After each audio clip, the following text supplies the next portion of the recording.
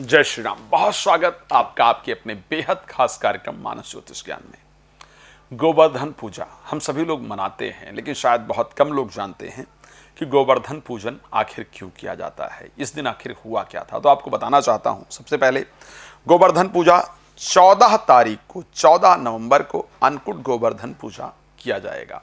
ये वो दिन था जिस दिन भगवान कृष्ण ने इंद्र के अहंकार को नष्ट किया था। जिस दिन भगवान कृष्ण ने यह बताया कि प्रकृति की पूजा ही सर्वश्रेष्ठ पूजा है, मानवता ही सर्वश्रेष्ठ पूजन है, अहंकार को मैं कभी स्वीकार नहीं करता हूं।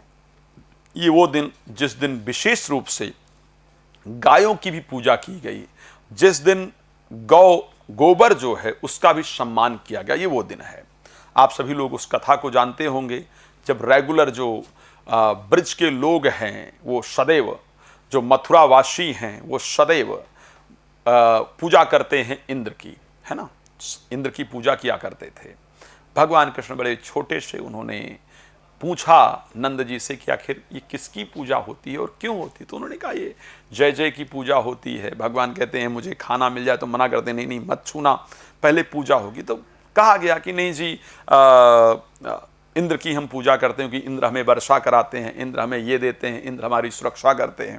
सो भगवान ने कहा कि एक बात बताओ, इंद्र आपको देते हैं या प्रकृति आपको देती है? आप तूफान आता है तो गोवर्धन भगवान रोकते हैं, और वर्षा बहुत होती है तो वो रोकते हैं, हमारी गायें वहां जाकर के चरती हैं। सो हमें प्रकृति की पूजा करनी चाहिए, अहंकार की पूजा हमें नहीं करनी चाहिए। कुछ लोगों ने विरोध किया, लेकिन भगवान ने जाकर के श्रद्धापूर्वक सबको समझाया और सभी लोग जाकर के गोवर्धन का पूजन करते हैं। भगवान स्वयं गोवर्धन का स्वरूप धारण करके और प्रत्यक्ष सब चीजों को ग्रहण करते हैं। इंद्र कुपित होता है, मेघों को भेजता है, मेघ बहुत बरसात करते हैं, भगवान गोवर्धन को उठा लेते हैं और उसके नीचे सब लोग रहते हैं और रह करके सुरक्षित हो जाते हैं। जितने जल की वर्षा होती है ऋषि अगस्त उसको सब पान कर लिया करते हैं। इंद्र नतमस्तक होता है, इंद्र देख करके 7 दिन तक वर्षा करता है। जब 7 दिन में देखता है कि कोई नुकसान नहीं हुआ तो जाकर के नतमस्तक होता है और अपनी जो उसकी सुरभि जो गौ है उनके दुग्ध से पूरा अभिषेक करता है। एरावत से उतर कर साष्टांग प्रणाम करता है, बहुत क्षमा मांगता है, प्रभु मुझसे भूल हुई, और उसके साथ 3 श्लोकों के माध्यम से श्रद्धा से भगवान से प्रार्थना करता और भगवान उसको अभय प्रदान करते कि जाओ तुम राज करो अपना।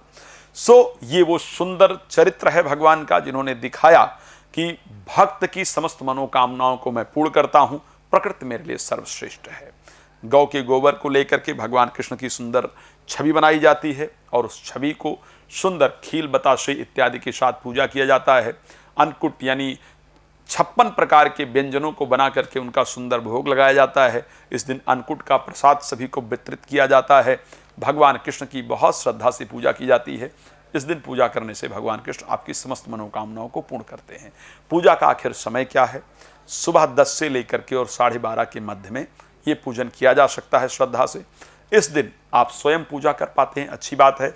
नहीं कर पाते हैं तो आसपास जहाँ भी पूजन हो रहा है वहाँ जाइए जरूर, भगवान के दर्शन जरूर कीजिए और श्रद्धा पूर्वक वहां बैठ करके भगवान कृष्ण के सुंदर मंत्र का ओम कृष्णाय नमः, इस मंत्र का श्रद्धा पूर्वक से ध्यान कीजिए। बहुत सारे मंत्र हैं, लेकिन मैं चाहता हूं कि सिंपल मंत्र ही भगवान का आप स्मरण करें। तो ओम कृष्णाय नमः, ओम गोवर्धनाय नमः, ओम गोवर्धनाय नमः, इस प्रकार का जो है वो स्मरण करते हुए मंत्र का जप करना है और अपने नेत्रों को बंद करके भगवान की उस सुंदर छवि का स्मरण करना है जहां पर उन्होंने एक छोटी नख पर गोवर्धन पर्वत को उठा रखा है, टेढ़ी टांग किए हुए खड़े हैं, और इस प्रकार से स्मरण करते हुए अपने आप को पूरा ध्यान मग्न कीजिए।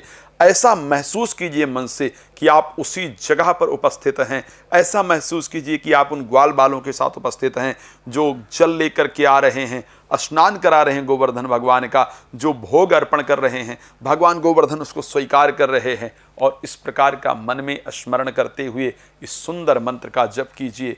उसके बाद अपने नेत्रों को खोलिए, भगवान को प्रणाम कीजिए। इससे भगवान आपकी समस्त मनोकामनाओं को पूर्ण करेंगे।